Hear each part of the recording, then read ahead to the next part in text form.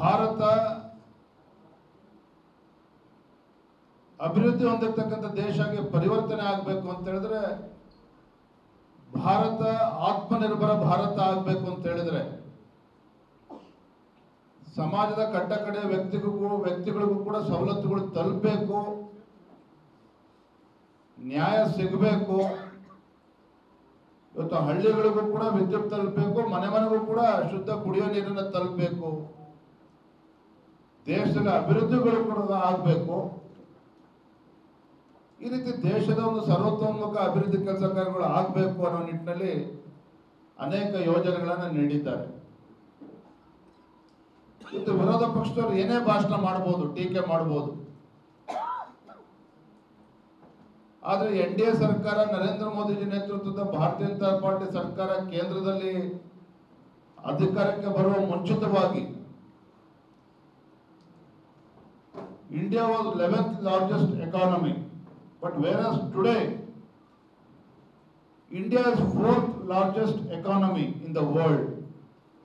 ಭಾರತ ಜಗತ್ತಿನ 4ನೇ ಒಂದು ದೊಡ್ಡ ಆರ್ಥಿಕ ಶಕ್ತಿಯಾಗಿ ಹೊರಹೊಮ್ಮಿದೆ ಅಂತ ಹೇಳಿದ್ರೆ, ಕೇವಲ ಭಾಷಣಗಳಿಂದ ಇದನ್ನ ಈ ಗುರಿಯನ್ನು ತಲುಪೋದಕ್ಕೆ ಸಾಧ್ಯ ಇಲ್ಲ.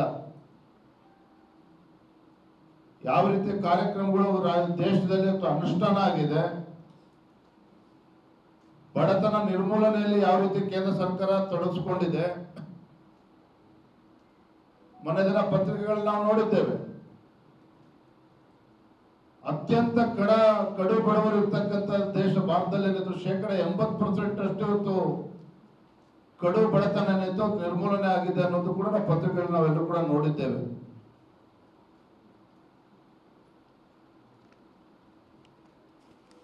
ಆರ್ಟಿಕಲ್ 370 ಬಗ್ಗೆ ಮಾತನಾಡಿದ್ದೇವೆ. ಭಾರತೀಯ ಜನತಾ ಪಾರ್ಟಿ ಅಂತ ಹೇಳಿದ್ರೆ ಮುಸಲ್ಮಾನರು ವಿರೋಧಿ ಸರ್ಕಾರ. ಸ್ವಾತಂತ್ರ್ಯ ಬಂದ ನಂತರದಲ್ಲಿ ಮುಸಲ್ಮಾನ್ ಮಹಿಳೆಯರಿಗೆ ಟ್ರಿಪಲ್ ತಲಾಕ್ ಅನ್ನ ತೆಗೆದು ಹಾಕುವ ಮುಖೇನ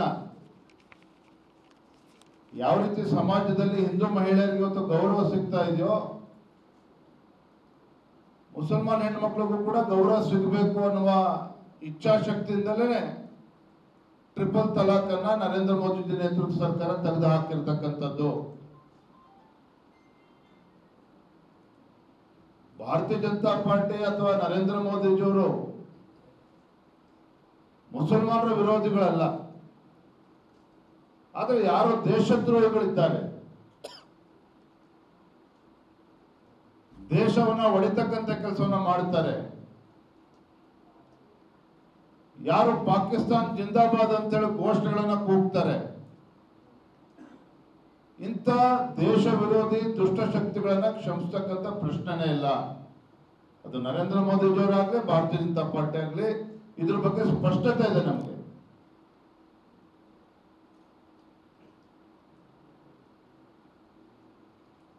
ಕಾಂಗ್ರೆಸ್ನವ್ರ ತರ ಅಲ್ಪಸಂಖ್ಯಾತರನ್ನ ಓಲೈಕೆ ಮಾಡಿಕೊಂಡು ಹಿಂದೂಗಳಿಗೆ ಅಪಮಾನ ಮಾಡ್ತಕ್ಕಂಥ ಕೆಲಸ ನರೇಂದ್ರ ಮೋದಿಜಿಯವರಾಗಲಿ ಭಾರತೀಯ ಜನತಾ ಪಾರ್ಟಿಯಾಗಲಿ ಮಾಡೋದಿಲ್ಲ.